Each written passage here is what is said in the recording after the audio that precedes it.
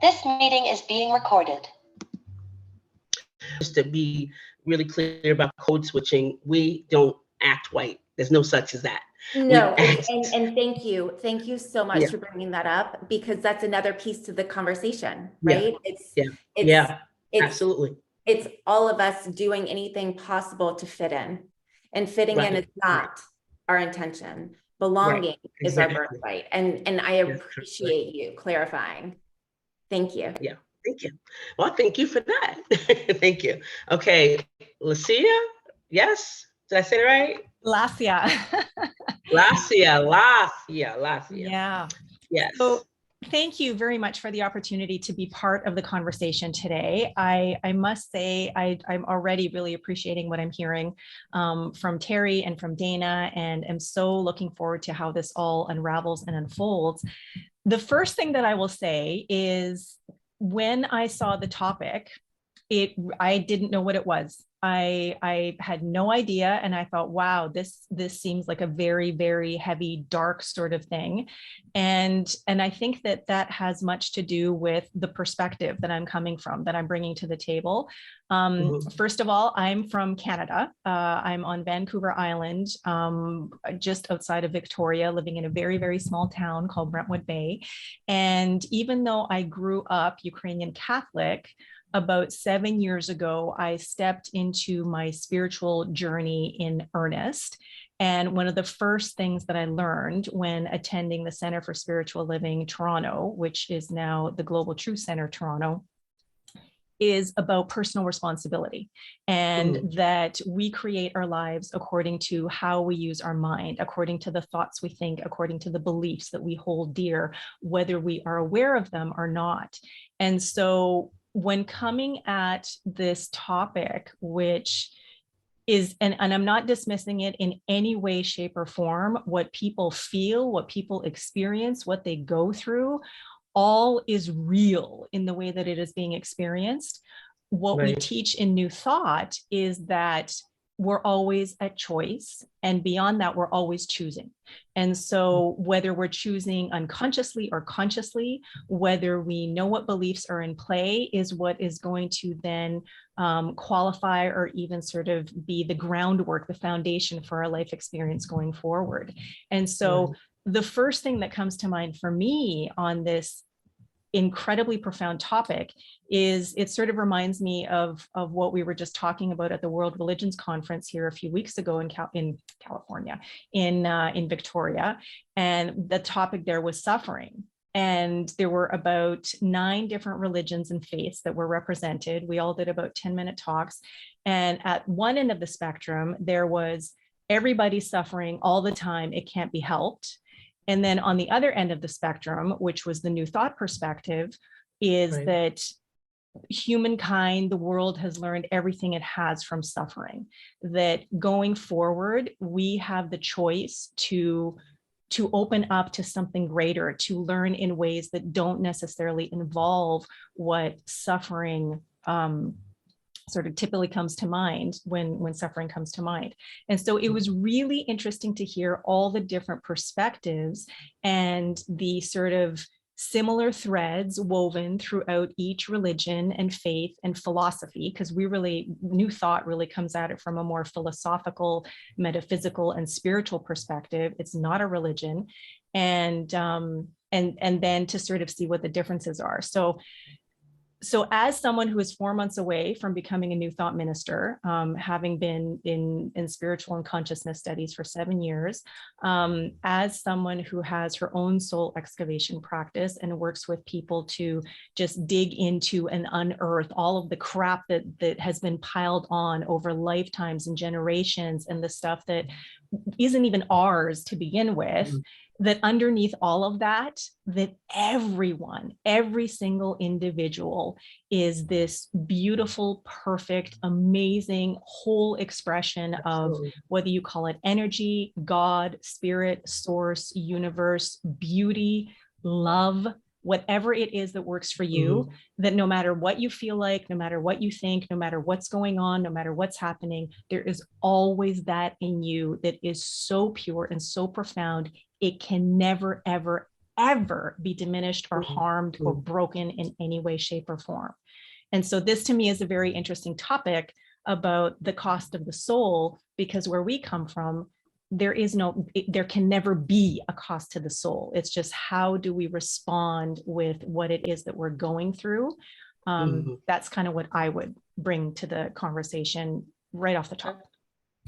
Okay, wonderful. Well, of course, you know, my name is Edna White. I came from the background of being 29 years as a co-pastor of a church, and it was apostolic faith. So I have a different take on it because I lived the experience. Three things that come to mind. God told me, obedience, and serving. Those three things were the caveat to a broken child who comes into a church for refuge, because that's what it's for, you know. You come there for refuge. You have you don't know any other way, okay? And coming from the lineage of being Black, that's where we go, because, you know, we believe that God's there, okay?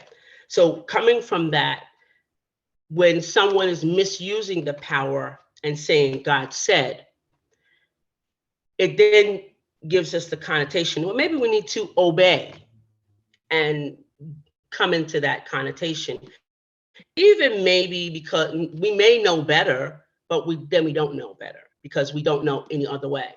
Thus, my end thought that Christianity or any religion for that part, for me, and I would say for most Black people, Christianity isn't, because it puts us in a place that we don't have thought, that we don't have our own mind, that we don't have what they told us to have was free will.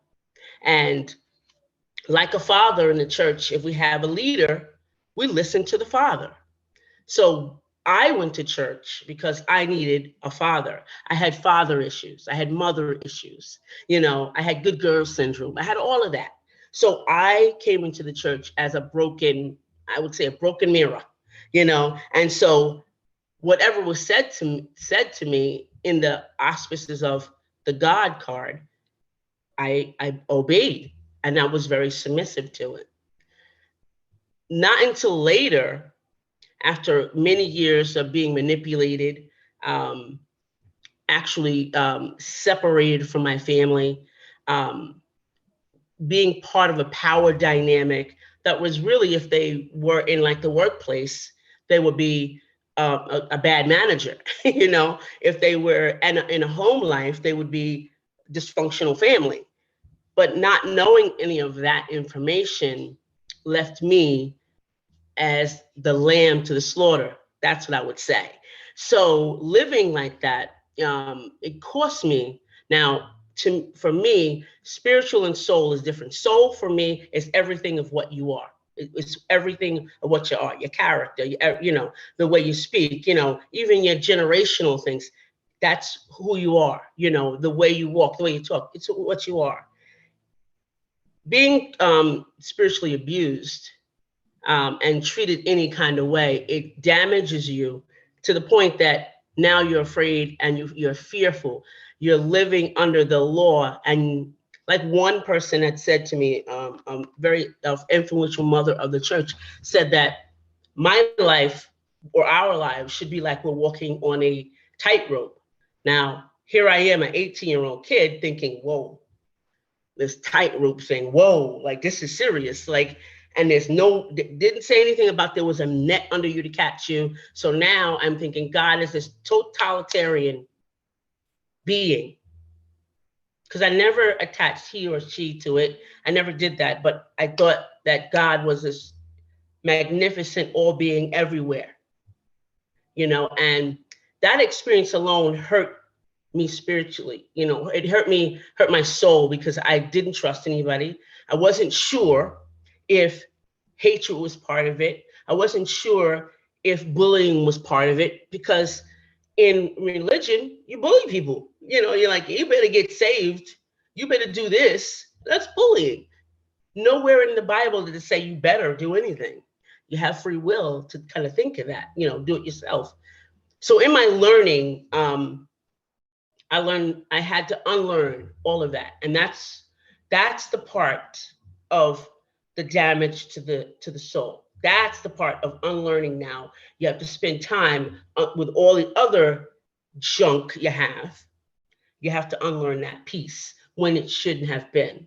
So that's what I want to, go through today, and ask questions to our panel to kind of discuss on their own and give them time, to answer the question. And if any other panelists would like to add to what that person's saying, please do so within 1 minute, okay? So we have a few questions that are going to be asked in general for the audience to kind of listen to and absorb about spiritual abuse, so that you'll have some takeaways. And at the end, you'll be able to start your process of unlearning all these bad patterns that are associated with, religion.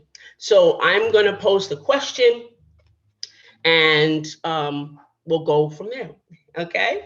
So the first question is, why is religion used to create fear? So we'll begin with, now see, I'm going to mess your name up again. Go ahead, say it, Lucia. I'm going to mess it up. Lasia. I'm going to mess it up. That braces too. Lasia. I'm going to have to write it down. I'm going to have to Lassie the dog. Lassie, yeah. Okay, Lasia, take that question for us first. Okay, sorry, can you repeat the question again?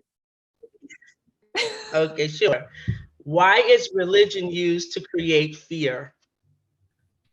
Okay, well, again, having come into the conversation from a place of not coming from a religion, having grown up in Ukrainian Catholicism,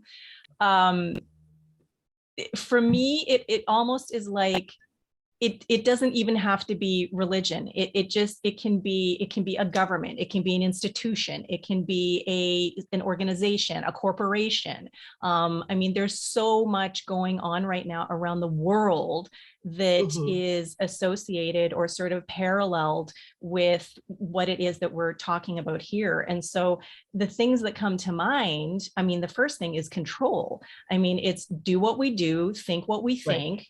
Or else. And I mean, Dana was talking about belonging, and one of the threats can sort of be, do as we do, think as we think, and then, you're welcomed into the fold. But if you have any, other kind of thoughts, if there's any kind of critical thinking involved, then out you go. And so for me, the biggest thing that comes in is control, not with a very negative connotation to it, like no kind of positive anything. And for whatever reason the control is, there's likely some kind of self-serving going on there, whether it is a power thing, a money thing. I don't know the answer to that, but control is what comes to mind for me. Great. Terry? I too believe it's control, but from a historic perspective, it's really about power. Yeah. And really about men being in power, because the church was if you look at the history of religion, and I took religious studies long ago in college where I had a focus on that. All historical religions are all founded by men, and they all have texts, some sort of text that revolves around stories to help you understand we're in power, we're in control, you follow. And so we have that fear factor, we have that power factor. But what it comes down to, religion in and of itself, and all the different religions of the world all speak the same language if you look at just the text, and not all the stories that get put upon the text by man and interpretation. And all of that comes down to very simplistic: love one another. Yeah. And be of service to one another. That is it. That's really that's what spirituality comes down to, is consciously go into the world and love one another and be compassionate and loving to everybody. And you'll get that in return. What you give back. But from a historical Right. perspective, it's about history, the power, and then control. Right. Well, that's great. And I was thinking, I was like, I'm counting as you're saying that, how many stories are in the Bible, and I can only think of 10. If anybody fix more of that, then let me know. But I can only think of 10 at the time. So I know that there's like 10 stories. And I love what you said about it's kind of created by men, everything. Even when I was in church, the men would say the women had to wear long shirts.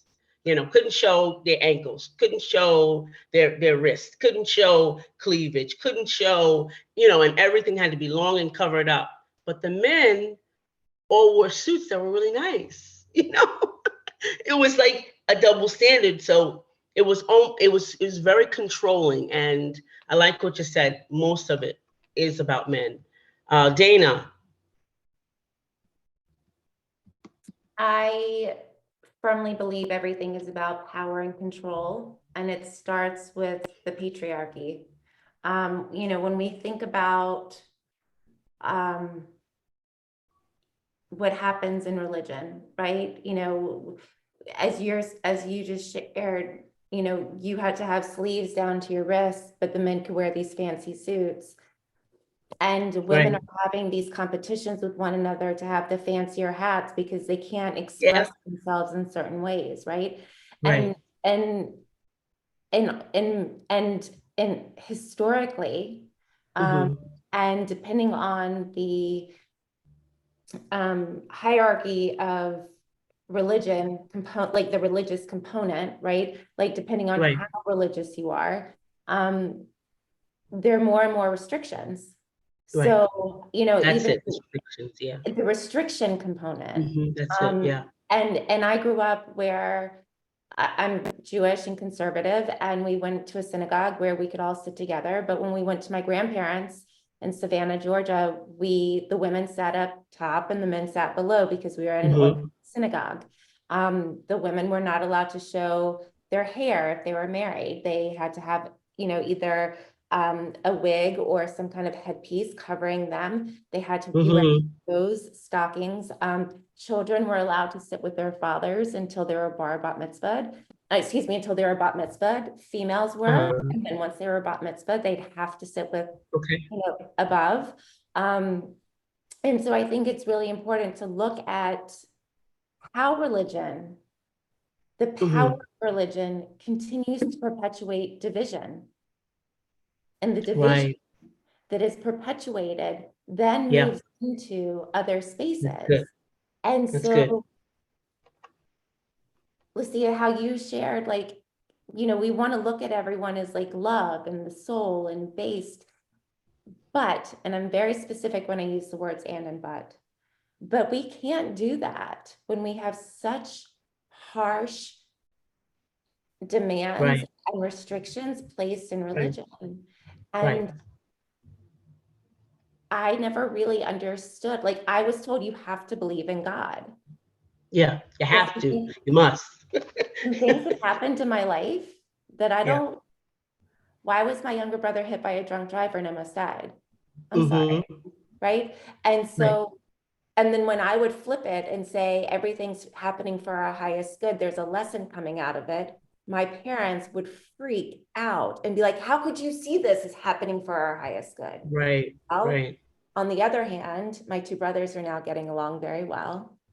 You know, like there's like myriads of other things, right? And my younger brother survived and is thriving and has a family of his own. So there are lots of things. Do you know what I mean? So it's like religion wants to like literally put you in a box. And let's be real, you guys, if we were supposed to be in the box, the uterus would have been a box. And you got that right. It's not. It's squishy, mushy, and malleable for a reason because we have to be flexible and we have to be open and curious. So to sum up what's already been shared, you know, until we release the control and the power, we are going to consistently keep people confined and not let them live in their authentic truths. Right. And that's the important thing is their truth. Each one of us, what this was so magnificent about what we're doing right now is each one of us come from a different place, and each one of us can talk about our place, you know, and share that, you know, and in religion, we couldn't do that. It was one mind and one mind only. That was it. It's what the leader said. That's what everyone went by. Now, what you said about, when my brother died, he died on the day that after he graduated at his graduation party. Wow. And he died in a swimming pool that everyone went to a party that no one could swim. And I'm like, why would God do this? Like, what sense does this make? Why does God do this? And simply something came to my spirit. God didn't do it. God had nothing to do with that. Had nothing to do with it. I think that what we do is we make God responsible for things. When as we all said, we all have free will. And because this world was here before us, it's like a lineage that we've already gotten. We've gotten those things, and we can't unman them, all of them at once, but we sure can unman and unearth the things that are in our lives, the things in our children's lives. We can teach them better than what we were taught. And we have to reconcile that, and really look into it. It took me 6 months to really sit down and define, and I was doing it every day in 6 months. There was not a time that I wasn't. And I took 6 months to unearth everything that I learned that I felt that wasn't right. And when I left, I knew that I was supposed to leave.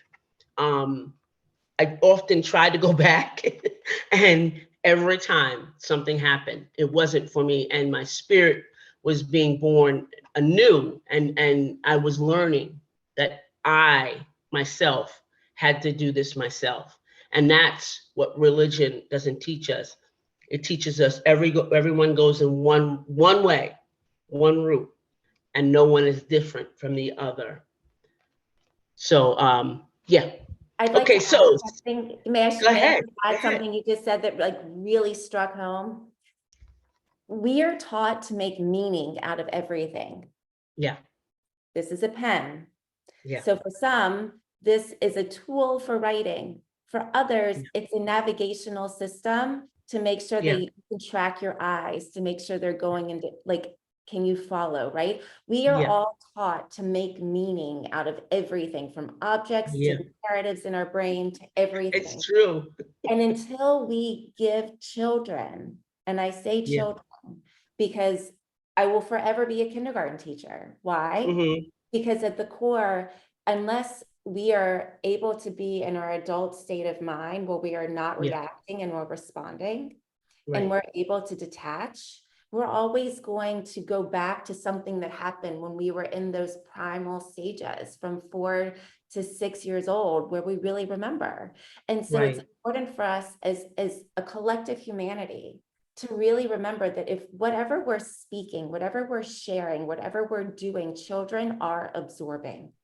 And if we want the messages to be what they have been, or do we want the messages to become something different?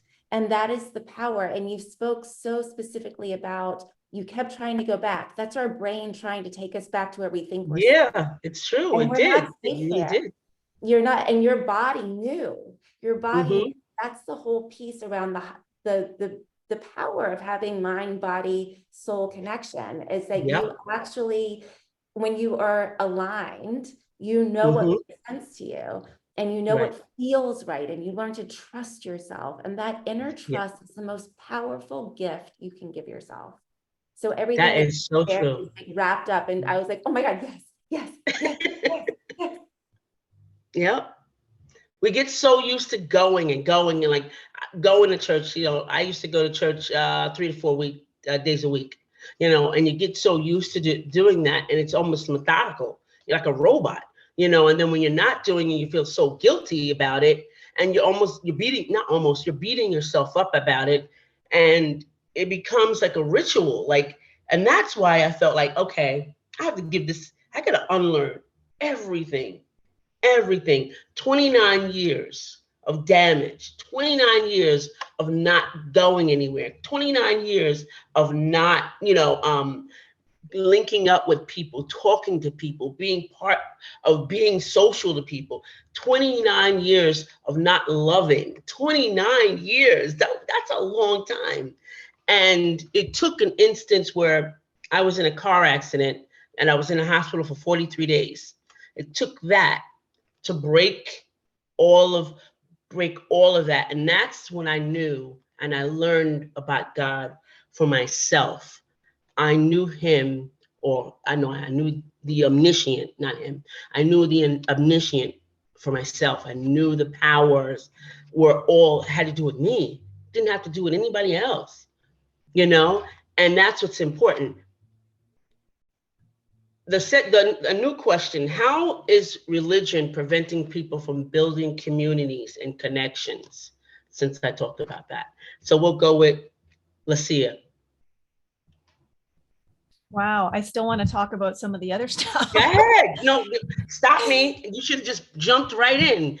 I left the space, so go ahead. Go ahead.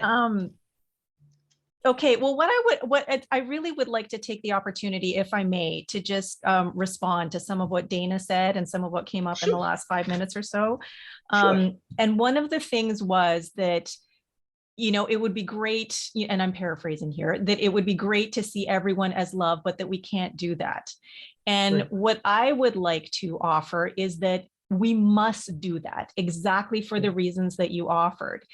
Because if we continue to focus on the negative, if we continue to focus on the world and people and institutions and organizations as broken, then that's what we're gonna, that's the consciousness that we're gonna try and find solutions from. And we're gonna keep like butting up against not being able to move forward, because we're just gonna keep sort of being mired in the same level of consciousness, awareness, vibration that has gotten us to where we are now. And so when coming from the New Thought perspective, and my background is specifically in the science of mind, everyone and everything is God. Everyone and everything is Right. energy in its entirety. Like we're not part of, we're not children of, we're not made in the image of. I am God, you are God, Terry is God, Carlton is God, Dana, Edna, everyone, you know, if that's the word that works for you.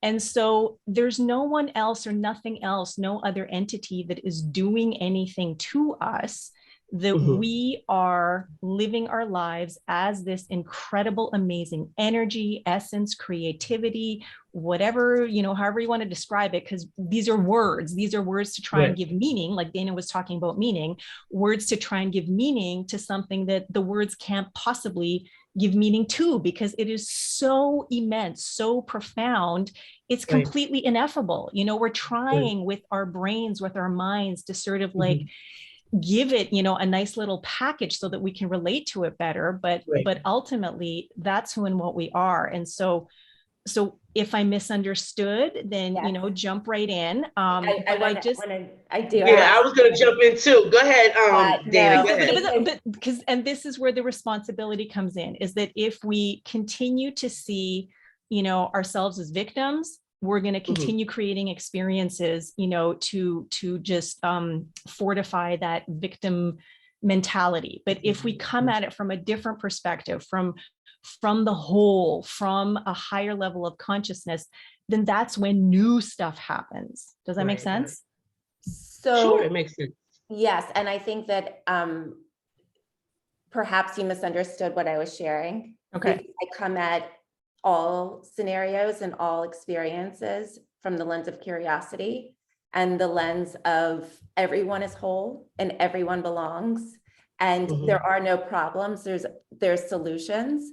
So everything that you just articulated, and thank you for letting me know that maybe I wasn't clear enough to state transparently. I don't see myself or anyone in the world as a victim. What I do see is a bunch of excuses. And what I do hear is a bunch of excuses. And until we can collectively choose to put these excuses over here and come together like we are right now and have open, honest, clarifying communication, even when it's uncomfortable, Right. My body is calm right now.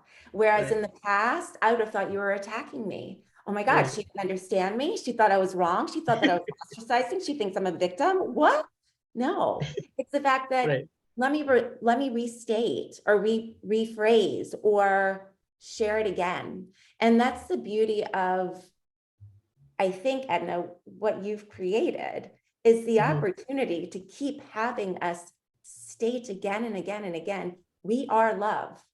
This Right. is my time on earth. I'm in a meat suit. My soul is here, and I get to do all the things in the world from the state of love.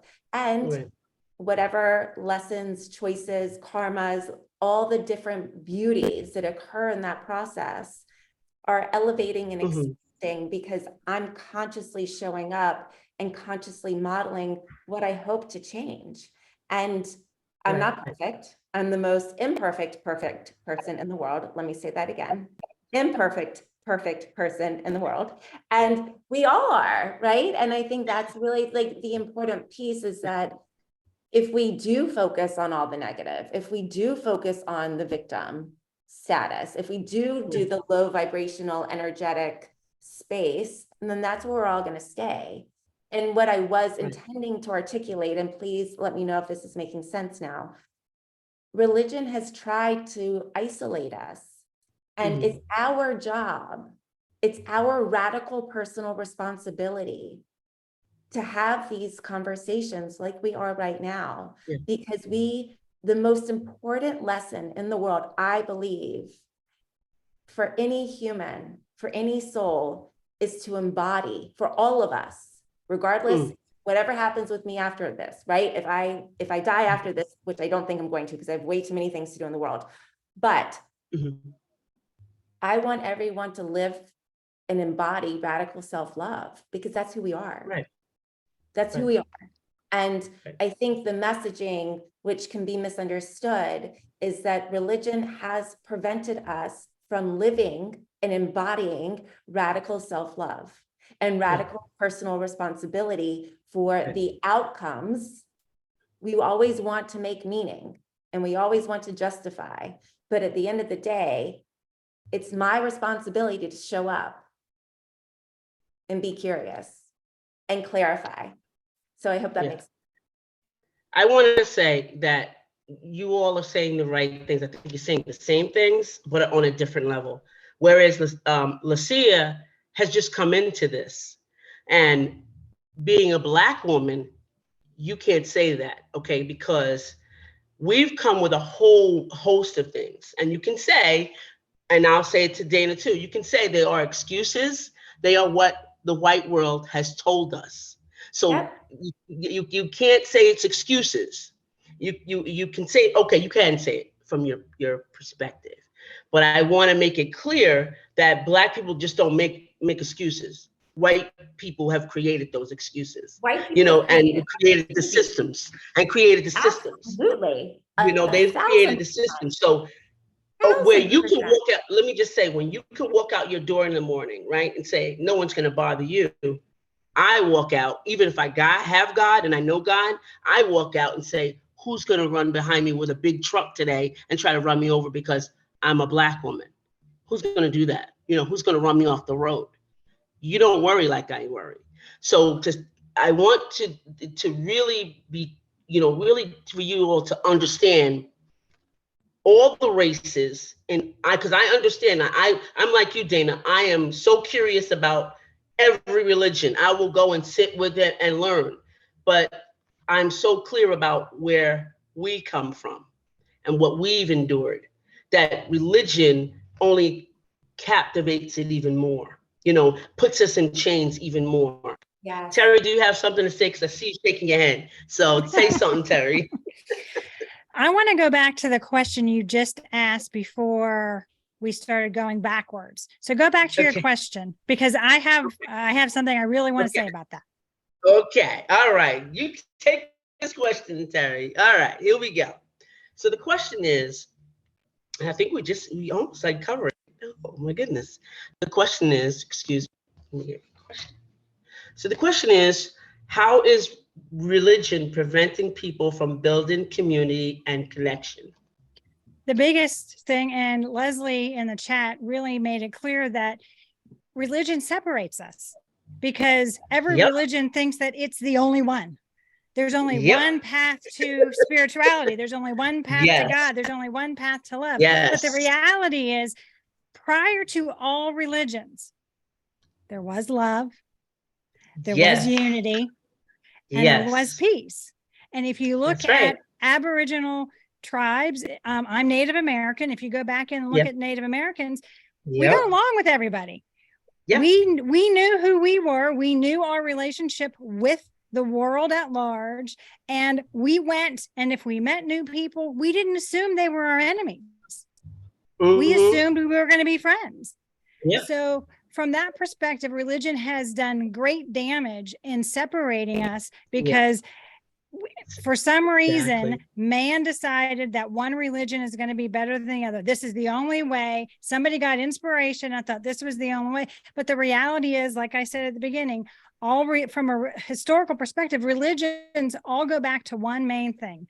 We're love. Yep. We're supposed to love one another. And that's what Yeah. we're here to do. We're here to learn from one another. And the separation of the religions causes more separation from an egoic perspective. What I mean by that is our egoic mind automatically assumes that we are Yep. alone and that we're separated from everything else. Yep. And that is a complete lie of Yep. our ego to keep us disconnected Yep. from everybody else. Thank And the you. moment, and when that's what depression is when we get depressed, we isolate ourselves, which is the absolute worst thing anybody can do in a depression, Yep. because Yeah. they need to make that connection. Humans are wired, our brains are wired to make authentic connections with one another. That's how we grow. That's how we Yep. heal. That's how we That's love. why we're here. Yeah. Exactly. Yeah. It's true. It's really true. I like that what you said, because it does stop us. And Mhm. what came to mind from my lineage, the slaves, and when we were brought here, all we used to do is meet and talk about how good God was. Now here we are in slavery, brought here, not on our own volition, but we're brought here and we talked about how good God was, that we got to eat that today, that, this happened, and how good God is, and how he's in the breeze, how he's in the trees, all of that great stuff and that's love. That's knowing that it's all in us, and that's what we're missing is it's missing. That piece is missing, that we all, no matter when we came into religion, when we know about it, when we happen to us, we all are part of each other. That's what's beautiful about it. We're all a part of each other. And it's very important to respect. I don't think respect it's taught to respect your leader, but it's never taught to respect one another in the churches. I think that's right. What's taught is if somebody is doing something they shouldn't, if they're in sin, or we're going to judge them instead. And judgment is an automatic separation. Right. And it's not our job. It's Correct. not our job. Correct. It's not our job. And it's not the church's job either. The church is not here to judge. Right. It's not. No. Nope. It is not. All right. Anyone else have a little piece to add on to that? Because I like that. I like that. Go back and forth. I love it. Anyone? Okay. So let's go to the next question. Miss Mitchell is here. And Kiana is here. So, hey, say hi, Kiana. I want you to say something. Hello. I know that you're late. I know that you're probably trying to be quiet. Well, see, I'm in a different time zone and I didn't take that into consideration. So I had my alarm set for 5:45 Central Standard Time, and I just came on a little early, 15 minutes like I was supposed to. Then I was like, oh, so it's Eastern Standard Time and not Central. So sorry, I'm late. Okay, we're gonna hold the questions to the end. So if you guys have questions, hold them to the end. We'll promise we'll get to you. Okay, do you have anything to add to this question? Do you hear this question here? How do they, how does religion create division? Yes, I totally agree with everything that's been said, because there is a huge divide when it does come to religion. And Mhm. like she said, it's because everybody thinks they have the right one. And Yeah. everybody can't have the right one. I believe the Mm-mm. only thing that we need is God. And if we Yeah. have God, you have love, you have peace, Yeah. you can do all of Yeah. those things. And Yeah. so I do see God as like the thing that the force that brings us together, and religion is the thing that divides us. Because even if you look at history, there have been lots of wars fought in the name of God with religion, and it had nothing to do with him. So that is why Nope. I agree. It totally divides us. Yeah, I like that. I like that. I forgot about those wars. I really forgot about that. Okay. Next question. All right. Since all sin, who should lead the church? Ooh. That's a really good one. Since all sin, who should lead the church? And we're going to give that to Kiana because she's not been here. So Okay. go ahead. Okay, Take it. well, I personally do believe that since we all have sinned, and you say who should lead the church, I don't think there should be a person who is so, in charge, telling everybody what to do. I don't Yeah. agree with that. I do think there should be a coming together of people. I believe that everyone should do Bible study together, bounce ideas off each other, talk to each other, because I feel when there's like a Yeah. dominant role and someone's in charge telling everyone what to do, it's more like a father telling kids what to do. And I know when Yeah. it comes to churches, because I've been in church all my life, the pastor Yeah. is like the person who told everyone what to do. If he liked how people dress, he kind of dictated how people dress, who was in charge, who did that. And I don't think it was Yep. ever intended to be that way. I don't think that much Mhm. power should be given to anyone. I think it Yeah. should be shared. I think everyone should work together as a team. Because in Acts, when they started the church, everyone worked together. They pulled together their resources. They did Yeah. things together. There was no person who was like, I'm in charge, so you guys do this. It was a collective coming together of the minds. And so I kind of think Yeah. it should be more like that and less like what it is today. Yeah. It wasn't a building back in Acts either. Was no No, buildings. Mhm. They they hung just out came in in the woods and homes. stuff. There's no buildings. No Yep. buildings at all. No little cute little buildings and marble everything, wasn't all that. The windows, wasn't all that. Wasn't all that. None Right. of that. I like that. Let's go to Terry maybe. Let's take Terry on this one. So I don't necessarily agree that there needs to be a one person, one large anything. I believe that as individuals, that we are each responsible for our own spirituality, that we're Ooh, each that's good. responsible for our own growth, whether it That's is within a Christian environment or a Jewish environment or whatever environment you want to have your spirituality in, you're responsible for your spiritual growth. I can't be responsible for somebody else. And heaven forbid we put a person in charge of a whole group of people and their spiritual development, because we're all on different paths. We're all on different Ooh, journeys. that's good. And what speaks to me may not speak to Edna. It may not speak to Carlton. And we want to be able to understand that if I open up, if I'm reading a text, whatever religious text I want to read, I'm going to interpret it differently for me than you're going to interpret it for you based on your experience, based on my experience. And therefore, that's what inspirational texts are meant for, is that to inspire you, not to inspire another person to tell you what it means. We're supposed to figure that out for ourselves. That's part of our spiritual journey. Right. Lucia? And then Dana. I ditto and echo what Terry was talking about, and really appreciate what Kiana brought to the table. When thinking of sin, I mean, we come at it again from a more philosophical perspective, as in that it's not right thinking. And when we are not thinking sort of in terms of we are God, then it's coming more from the egoic perspective. And then there's the separation again that Terry was talking about earlier. And so, it's an interesting question, since all sin, who should lead the church? And then, first of all, it's an assumption. But it just, I mean, I think on some level, we're all talking about that there is some level of personal responsibility in our spiritual growth, our evolution, our up leveling of consciousness, however you want to talk about it.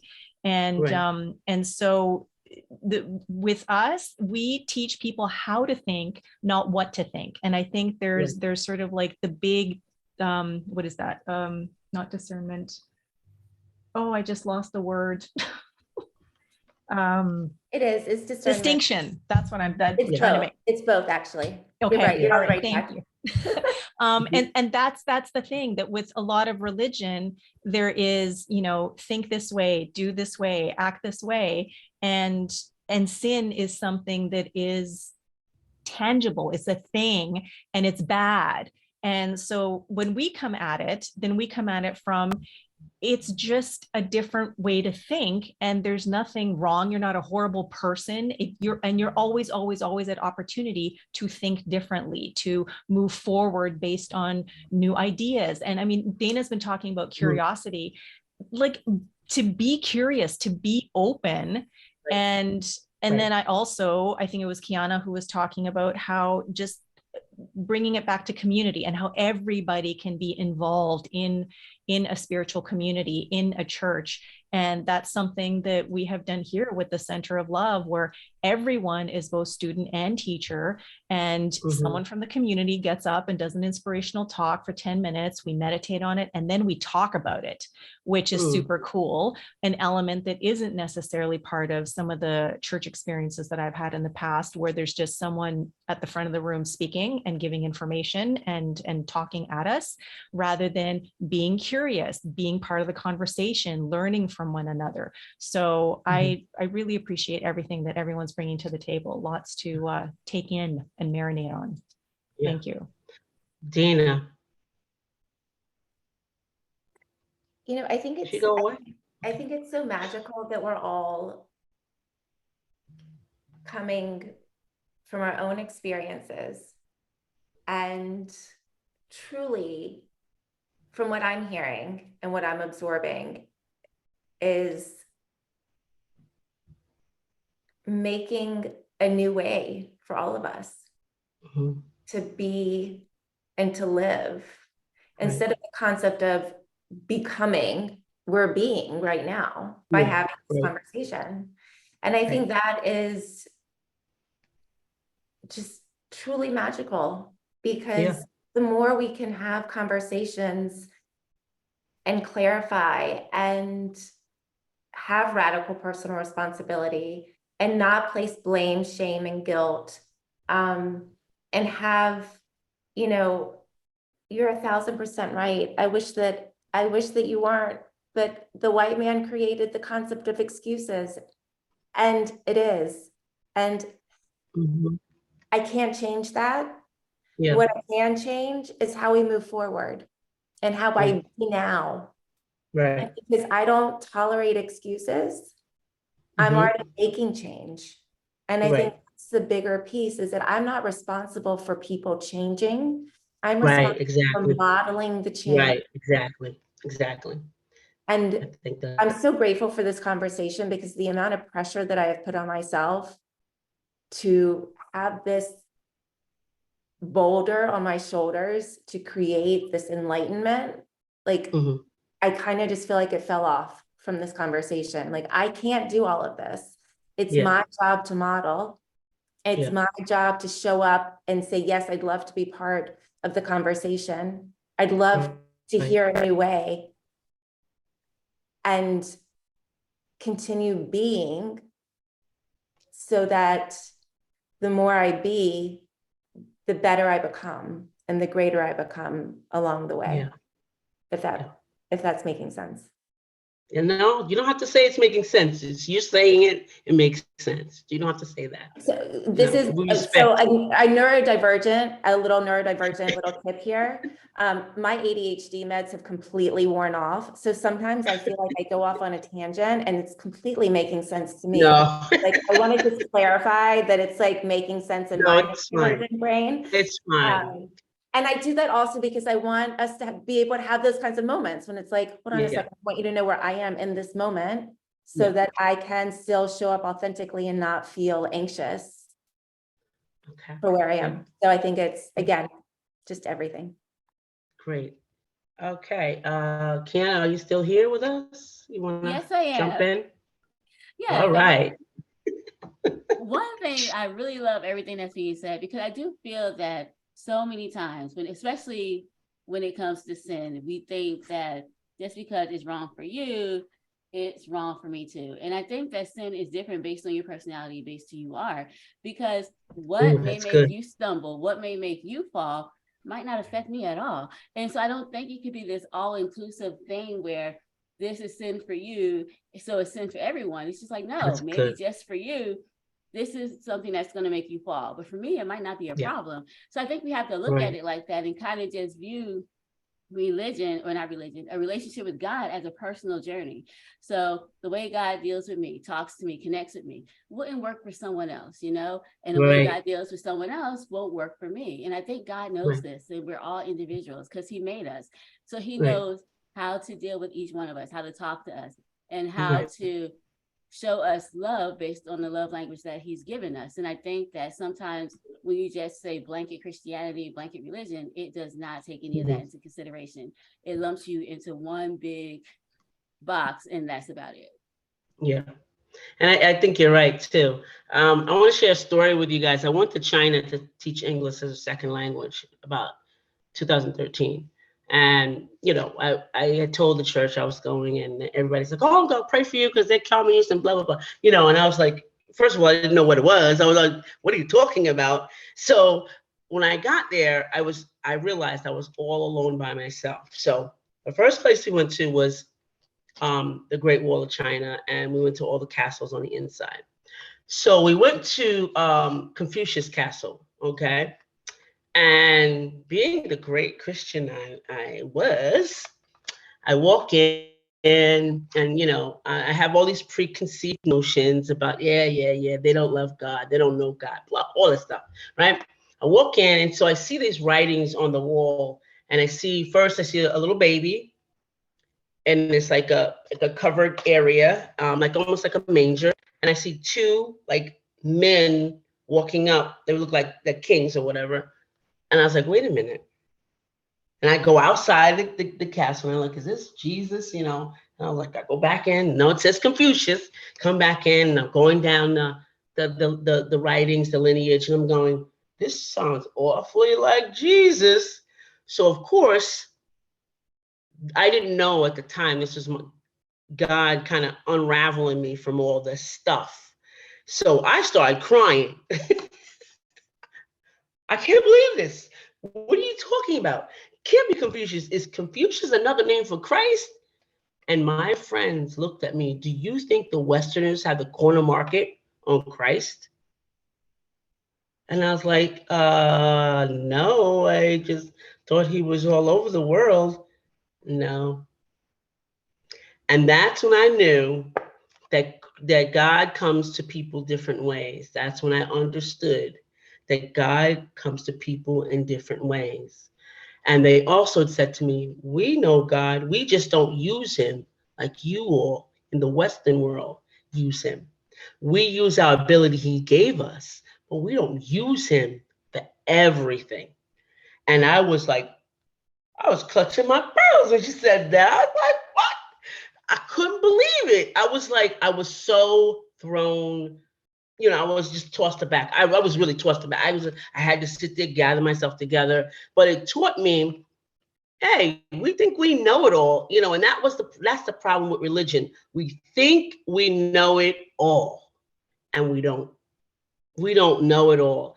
That's why we need to have a curious mind, like Dana said, for everyone, an all-inclusive mind, for everyone, so that we can be open to say, listen to you, Kiana, listen to you, Lucia, listen to you, Terry, listen to you, Dana. All different religions, we're all different, and know that we can believe God and love God and fellowship with him on our own.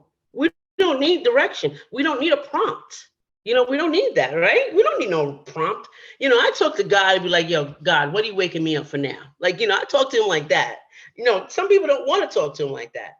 I talk to him like, God, what's up? What's up now? What are you waking me up at 4:11 for now? To tell me something. I talk to him like that. And I used to always say, God is bad. Like, when things we usually happen that were great, like, God is so bad. I used to talk to God like that, Some people will say, that's blasphemy. I was like, nah, not to me, because it was the way my relationship with God was, And we're going to get into a new section now, and we're going to talk to everyone basically on just giving, like a last. I guess we can give the last words on religion, but I really want to touch on what can the audience do to start getting rid of this, because we don't just want to talk about it. We want to have solutions for people to now this is what I did. Maybe it'll work for you. This is what I did. So let's give solutions. Now this part is to give solutions so that we can open up, a part for the audience to ask questions. And we're going to start with Kiana first. And what's one of your solutions to start to unearth all of this stuff that we've gotten from religion? I think one of my solutions, what I did for myself, is unlearn all the stuff you were taught. So whatever you were taught, I say write it down and then question it one by one. Ask God about it. Like, God, is tithe something that's going to keep me out of heaven? Is tithe something that's going to make me be broke? Like, what do you think about this? How do you feel about this? So I think just go down the line, ask God how he feels about it, what he thinks, because you will be surprised at the things he tells you, and it's not exactly what you would think. Because I know for me, one of the things I asked God about, it was during the time where there was a lot of protesting, and people were very upset because transgender individuals were given a chance to go into the bathrooms that they felt that they belonged in. And people were mad about that. I mean, I was at church and I heard this lady say something so mean and hateful about it. I was taken aback. Like, why is this a problem? Why can't they feel comfortable? Like, why is it bothering you? And so I was like, God, what do you think about this? And the thing that I got back was like, they're people, love them. Like, why does it even matter? And when you look at things like that, I think that's what God would do if he was on earth. I don't think he would judge people. It would be more like, love them. They're human. Love them. That's what they need. They are people. They are human. They just need our love. They need our support. They need to know that there are people in this world who love them. And so I think if we sit down and we write down everything we were taught, ask God about it, unlearn some things, stop being judgmental, stop looking down on people. Because if you were brought up in the church, I know I was, I think it's a disadvantage because we kind of come with this judgmental way of looking at things. And you can't help it, because if you're in the church from the time you were a child, and then you grow up and all you're taught is to judge year after year after year, and you can be mean and rude to people because they're not quote unquote following God, and it's okay. Like, we're a mess. They're not saved. So it's like, we're a mess. So I think first unlearn everything, ask God about everything, and then do some self-assessment, because you will find out things about yourself that God wouldn't be happy with as well. So I just think it's about unlearning things, asking God about things, doing self-assessment. Thank you so much. Dana, is she still with us? Oh, there she is. I love everything you just shared. It's, it goes back to questioning and being curious and really asking yourself, why am I believing this? Like, why am I even allowing my brain to conceptualize this banana town information? And by the way, I go into all bathrooms, depending on the shortest line, and I am a straight woman. I just want to be very clear on that. I think the first action that really we have to keep doing is what we're doing right now. It's really getting into spaces and have the conversations and to share the experiences that we've had, and to know that we don't have to shame and blame and guilt situations. I'm a big believer that I've been on this earth many, many times. And, as soon as you started bringing up, even during slavery, God's making a breeze, or thank goodness I have the meal today, it's like coming back down to gratitude. Yeah. I have a daily gratitude practice that I didn't really know that worked. However, I'm starting to realize that it is, because the more I practice gratitude, the more I am connected with people that I want to be connected with in the world, Yeah. like you guys, where we can have these uncomfortable yet comfortable Yeah. And conversations necessary. Yeah. and essential conversations. And I think that's Yeah. really what it is. And so if we can have, if I think the unlearning piece of putting people on a pedestal and That's good. you know, That's good. taking away the pedestal and putting in the gratitude practice. I think, That's and good. it's like very specific, like I am grateful for participating in Edna's show today because I got to use my voice and connect with people that I've been wanting to have this conversation with, but I haven't been able to, right?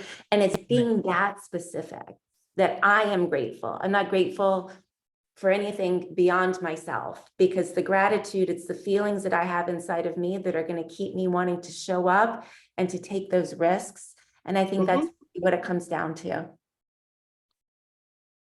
Okay. Terry, thank you. Thank you so much, Tina. Terry. I agree that it's an unlearning practice is the start of it. And I also agree that it's a reminder that Dana did a good job reminding us to bring gratitude back into it. Really and truly, when we talk about religion and we talk about spirituality, it's really about talking about our soul being able to connect to other souls. And we do that through love. We do that through communication. But for us to be able to raise our vibrational frequency to a place where we can authentically connect and have difficult conversations, we have to be able to raise that vibration. We do, the easiest way to do that is through gratitude. The easiest way to make sure that our vibrational status is rising to the occasion that we want to be involved in, and that we are going to manifest those things that we are to be creating for our lives, making better choices, being more creative, making sure that we're staying curious and asking the right questions instead of judging, instead of putting up barriers and allowing our ego to say, well, they're different than I am. Well, of course, everybody's different than you are, but also, I mean, if we just look at what each of us looks like, we all look very, very different. Yeah. But we're only looking at the surface, and 99.9% of our genetic makeup is exactly the same.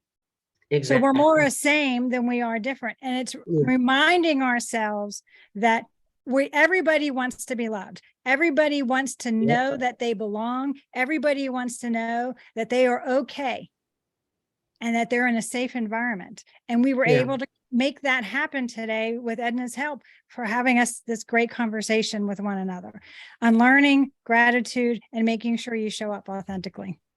Awesome. Thanks, Terry. Lucia. Hi, thank you. Pretty much everything that I would want to share has been shared already, with gratitude being the big one. If there's one thing that I think that I would like to add is that to really decide, to choose that I don't want to experience this anymore, that I want to experience something different, even if you don't know exactly what it is, to know I'm done with this.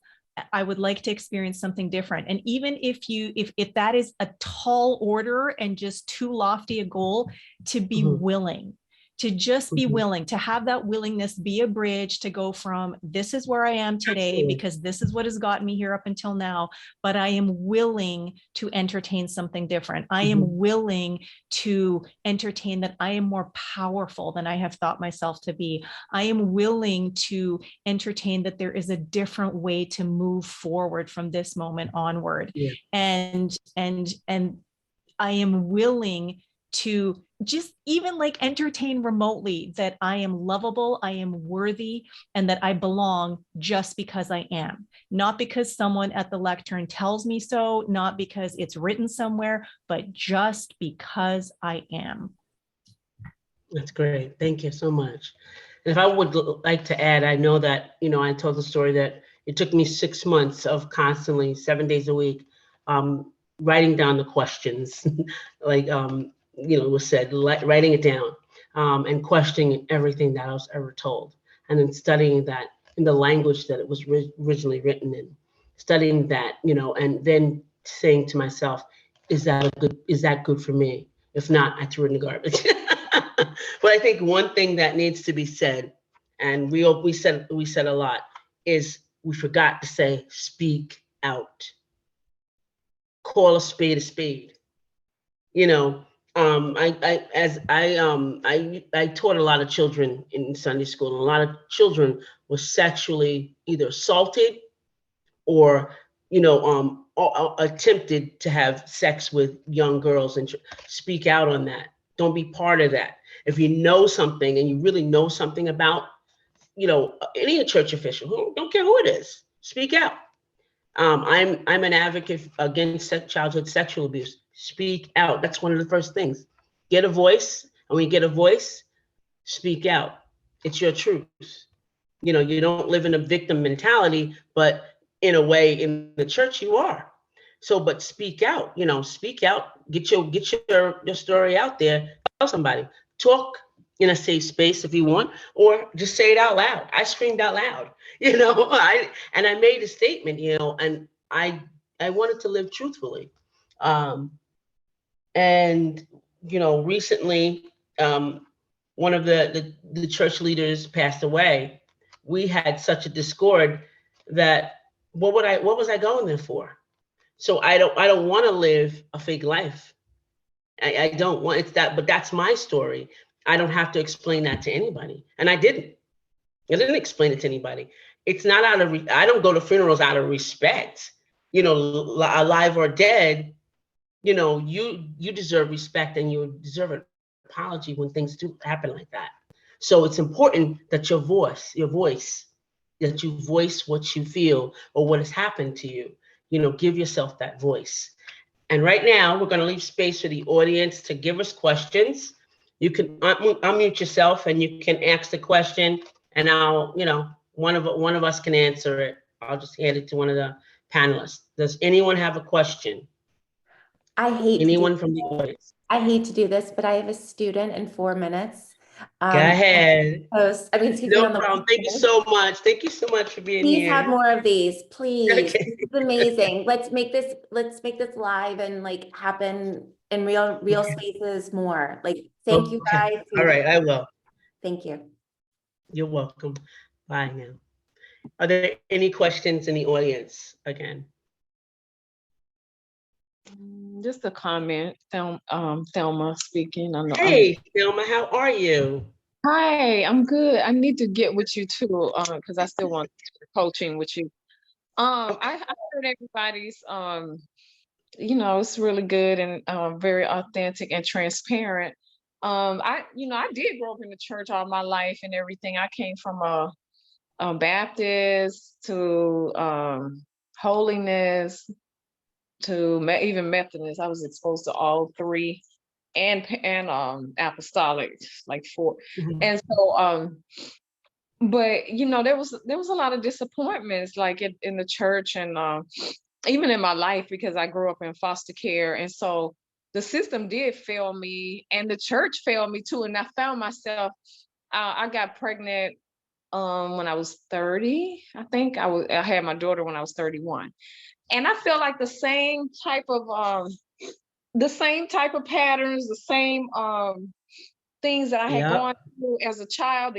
When I say as a child and foster care and all that, the rejection, the abandonment, it revisited me when I got church. Yes, and I was like, this is crazy.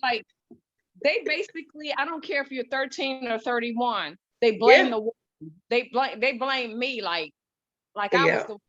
And I was like, okay, it took 2. So it was a lot of judging. And I definitely left that church because I was like, I'm not staying up in here. And then my baby's father, he went on and married another woman in the same church. And it was okay. But you know what? That marriage didn't last. It didn't last because it wasn't just, she found out the real deal. And so I've gone to other, I moved all the way to California back in 2002. I've been here 20 years, almost 21 years. And I could just recognize a lot of stuff, and I just haven't. I've had the biggest disappointments as far as dating. I tried to date and it didn't work, and those were the worst people. They were the worst. the one you would think I was always trying to find somebody in the church, and they were the worst ones.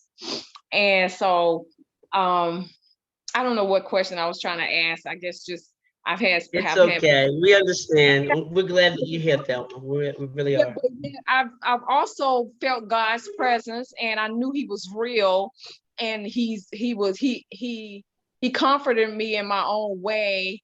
You know, when I cried out to Him, whether it be at church or at home. Sometimes it was at home, and God would just, or He would give me a dream or something, and I'm like, and He would answer me in a dream, like a question that I had. So I did learn to have just a personal relationship with God, just that personal Good. relationship, not necessarily religion and going through Right. the Good. motions, but having that personal relationship. Like I get up and I say, "Good morning, God. Good morning, Jesus. Good morning, Holy Spirit." Then I'll look myself in the mirror. "Good morning, Thelma. I love you."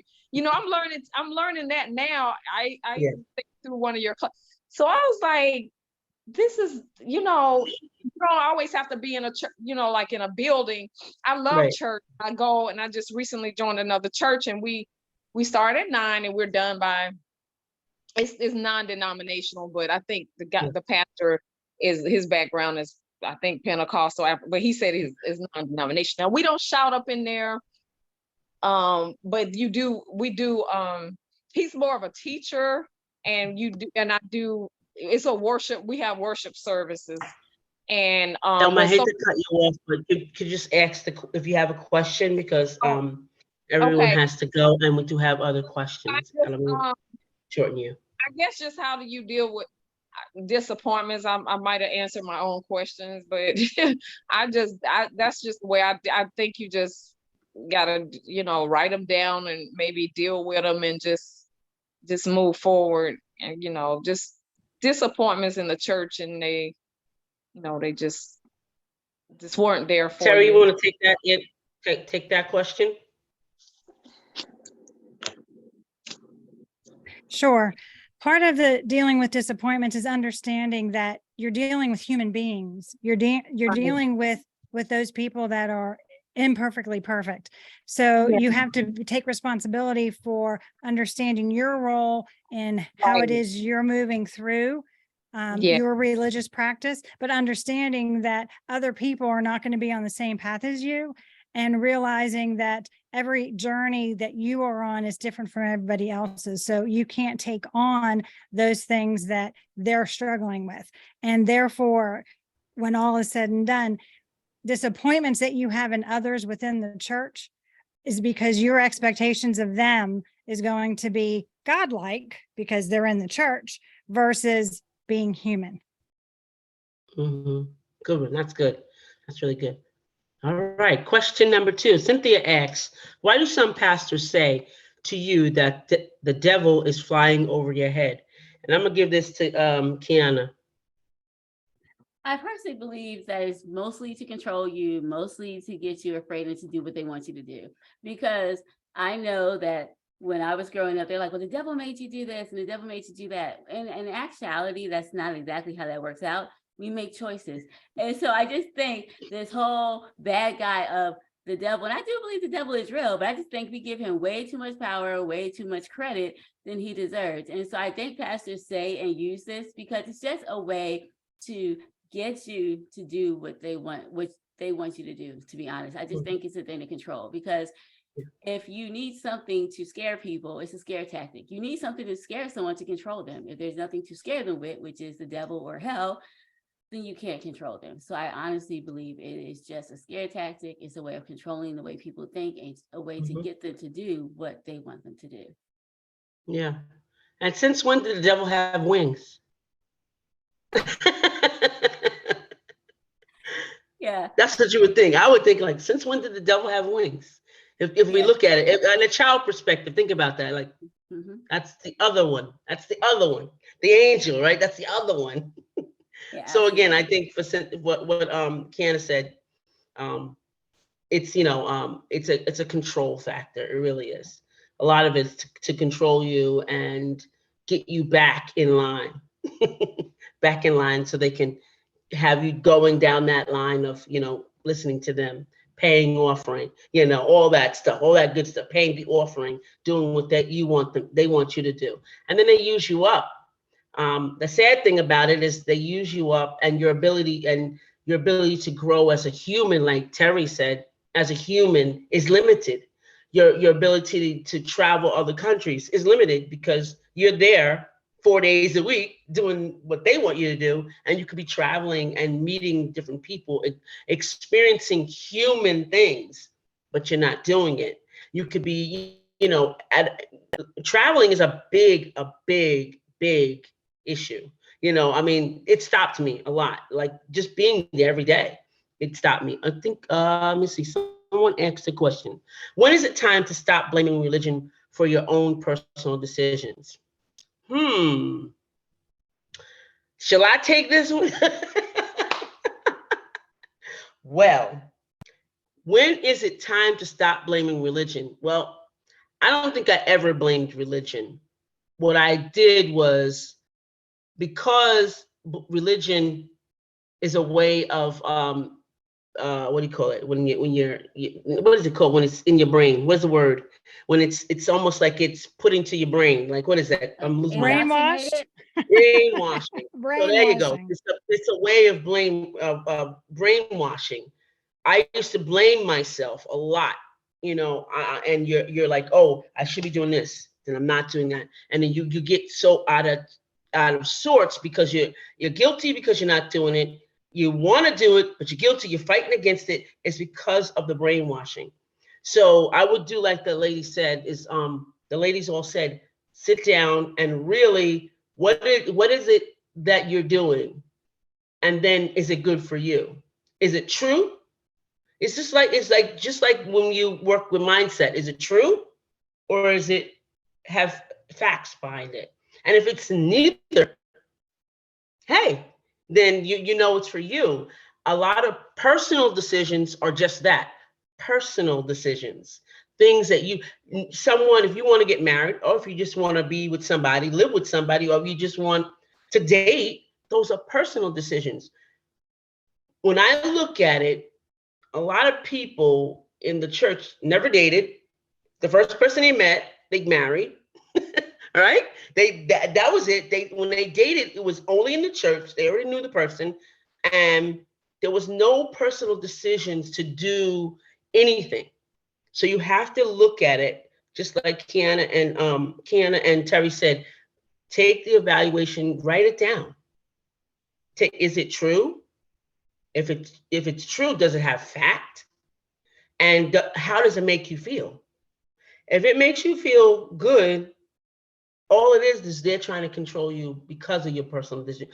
And it probably has to do with a lot of jealousy, because when I started traveling, it was hard. You shouldn't be traveling. You're going to get the devil on you from other countries and other people. I'm like, what?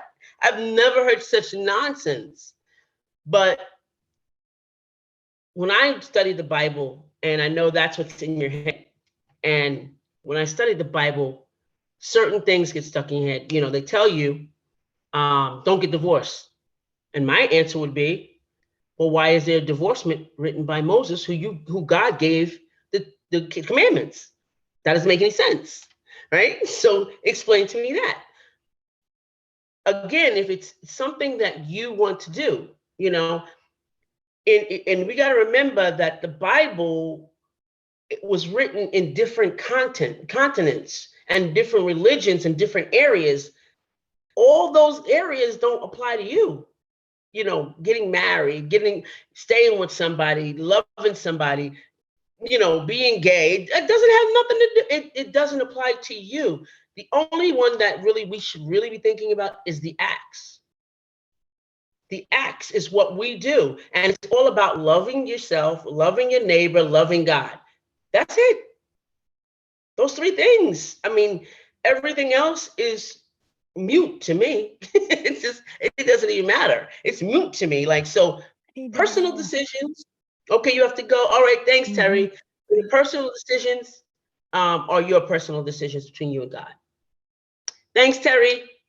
Okay. Did I answer whoever that is question? I hope I did. Please say yes or no. Okay. All right. So just me and Kiana. Okay. All right. I guess I answered the question. Is that the right? Did I answer it? Need any more information? Okay, guess not. Any other questions? All right, the person said okay. All right, any other questions? Okay, well, we thank you all for being here. This will be available from the beginning, be available to you, and we'll have something like this again on religion. Next time we'll talk about what the church can do. All right, thank you all and have a great night. Everyone, thank you, Kiana, for being here to the very end. Okay, all right, everyone, have a great night. And I'll talk to you real soon. You're welcome, Cynthia. Thank you. God bless. Bye now, Thelma.